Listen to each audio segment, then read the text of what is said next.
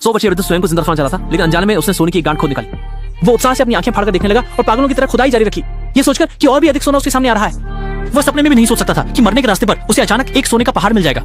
बूढ़ा आदमी उत्साह से अपना मुंह ढक लेता है, डरता है कि उसकी आवाज इस अचानक आई खुशी को तोड़ न दे। इन सोने के साथ उसका बाकी जीवन बिना किसी चिंता के बीतेगा, लेकिन वह नहीं जानता था कि यह सोना उसे अंतहीन गहराई में खींच ले जाएगा। बूढ़ा आदमी सारा सोना लेकर शहर की ओर चल पड़ा। वह नई जिंदगी शुरू करने की तैयारी कर रहा था, लेकिन किस्मत की क्रूरता फिर से आ गई। एक समूह पराजित नाजी सैनिकों ने उसका रास्ता रोक दिया। सोने की खोज करने वाले सैनिक तुरंत लूटपाट शुरू कर देते हैं। हालांकि बुजुर्ग अत्यधिक नफरत कर रहे थे, लेकिन इतने सारे सैनिकों का सामना करते हुए वह केवल चुपचाप सहन कर सकते थे। खलिंग था हमेशा दावदर्शित। सैनिक इतने निर्दयी थे कि उन्होंने न केवल उसका सोना छीना, बल्कि उसके प्यारे छोटे कुत्ते को भी नहीं छोड़ा। ये देखकर बुजुर्ग पूरी तरह से गुस्से में आ गया। अभी अभी बुजुर्ग का मजाक उड़ा रहे सैनिक अगले सेकंड में ही सिर के आर पार हो गया। दूसरे सैनिक को प्रतिक्रिया करने का मौका भी नहीं मिला, उसे भी बुजुर्ग ने सीधे कमर में छोड़ा घूम दिया।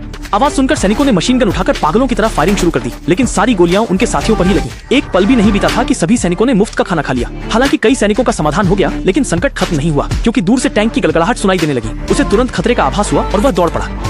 बुजुर्ग के भागने की दिशा को देखते हुए अधिकारी ने पीछा करने की जल्दी नहीं की, क्योंकि उसे पता था कि आगे उनका बिछाया हुआ बारूदी सुरंग क्षेत्र है।